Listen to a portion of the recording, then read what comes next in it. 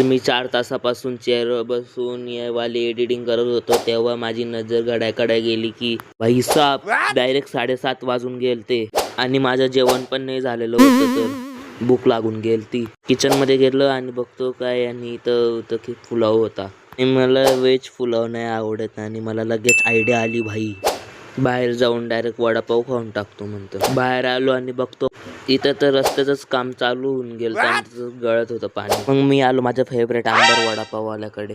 मग मला आठवलं की माझी तर एडिटिंग बाकीच होती.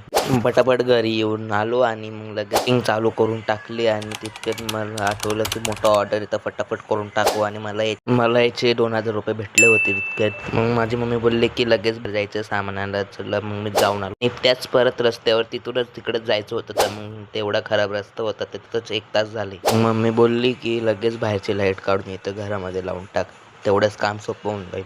मी लाईट लावता लगेच अजून 1 तास चाललं गेलं वाया. त्याचं आता परत उड्या एडिट करावं लागेल फटाफट. मग 4 तास केले ते पण वाया चालले गेले भाई. आता टाइम टू टाइम करावं लागेल फटाफट.